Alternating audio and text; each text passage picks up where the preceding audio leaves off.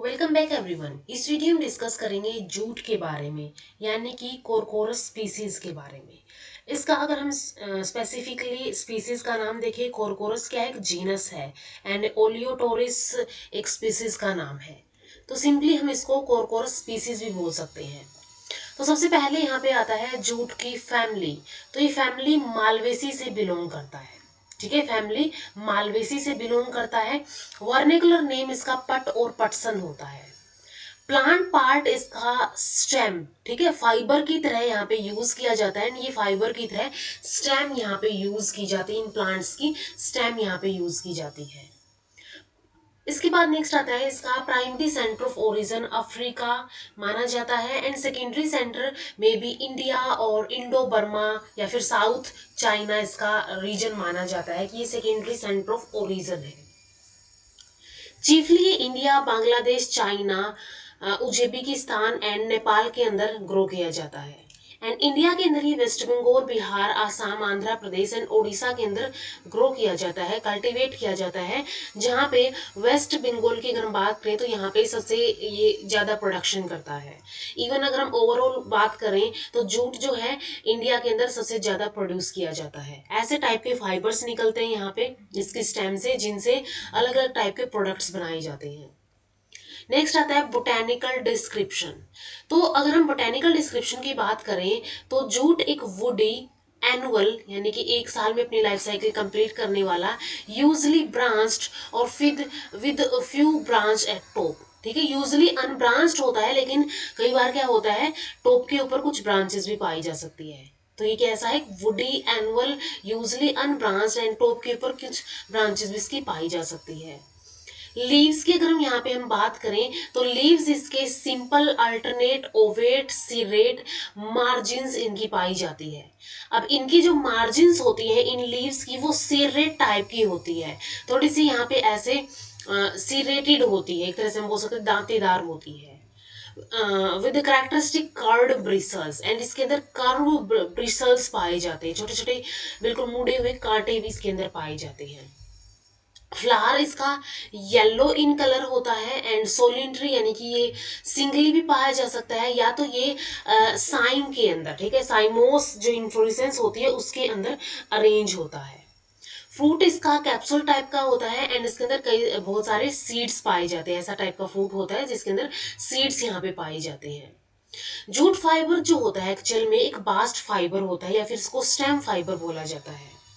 अब यहाँ पे अगर हम बात करें, जब सेकेंडरी ग्रोथ स्टार्ट होती है तो उसके रिजल्ट के अंदर क्या होता है, secondary xylem and secondary phloem बनते हैं। सेकेंडरी जाइलम को वुड बोला जाता है।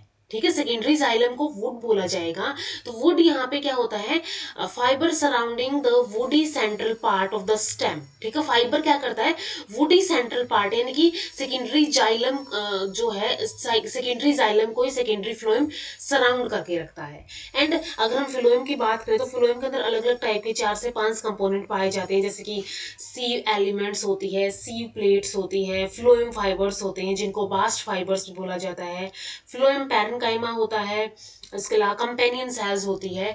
तो इनमें से यहाँ पे अगर हम बात करें फ्लोएम का जो कंपोनेंट होता है बास्ट फाइबर्स या फिर सिंपली फ्लोएम फाइबर्स, उनसे ही यहाँ पे फाइबर बनता है। तो ये इसका बोटेनिकल डिस्क्रिप्शन है। नेक्स्ट आता है यूजेस। तो अगर हम इसका प्राइमरी यूज देखें तो ये मेनली पैकेजिंग के अंदर या फिर रैपिंग के अंदर यूज किया जाता है। तो जूट फाइबर की अगर हम बात करें तो ये एक रिन्यूएबल नेचुरल फाइबर है। ठीक है, रिन्यूएबल नेचुरल फाइबर है जो कि इको फ्रेंडली होता है। एज इट्स कंपोनेंट्स जिसके अंदर सेलुलोज एंड लिग्निन पाए जाते हैं is 100% biodegradable.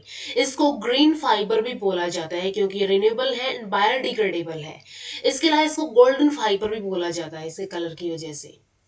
Jute fiber are used for making various fabrics for bagging, packaging और wrapping textiles।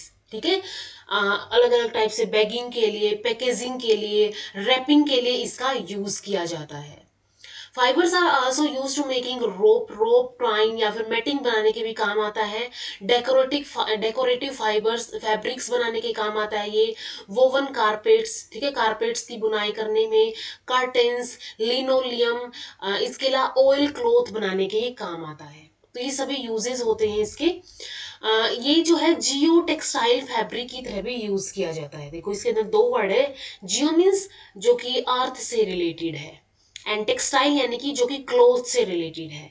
तो जियो टेक्सटाइल यानी कि इसका काम किया जाता है जैसे कि अर्थ के अंदर, या फिर हम बोल सकते हैं सोइल के अंदर, फिल्ट्रेशन के अंदर, ड्रेनेज के अंदर, या फिर हमें सोइल लेयर्स को अलग अलग करना है, उन सभी चीजों के लिए भी ये जूट फाइबर काम लिया जाता है। तो ये कैसा होता है, एक जियो टेक्सटाइल फैब्रिक माना जाता है। इसके अलावा डिजेंट्री के लिए भी एक रेमेडी मानी जाती है। डिजेंट्री क्या होता है, अगर इंटेस्टाइन के अंदर एक तरह से ये इंटेस्टाइन का इन्फेक्शन होता है जो कि डायरिया कोज करता है, तो उसके लिए भी एक रेमेडी माना जाता है। इसके अलावा it is also mixed with silk और use for imitating silk fabric. Silk के साथ ये मिक्स किया जाता है, एंड कई बार तो क्या किया जाता है, सिल्क फैब्रिक को इमिएट करने के लिए, उसकी एक तरह से नकली कॉपी बनाने के लिए भी जूट फाइबर्स का यूज किया जाता है। तो ये सभी यूजेस है यहाँ पे जूट के। तो यहाँ पे हमने जूट का डिस्ट्रीब्यूशन एंड ओरिजिन देख लिया है, बोटेनिकल डिस्क्रिप्शन एंड यूजेस के बारे में डिस्कस कर लिया है। तो इस वीडियो में इतना ही, मिलते हैं नेक्स्ट वीडियो में। वीडियो अगर हेल्पफुल लगी हो तो लाइक कीजिए, शेयर कीजिए अपने फ्रेंड्स के साथ, एंड चैनल को सब्सक्राइब कर लीजिए। Thank you so much.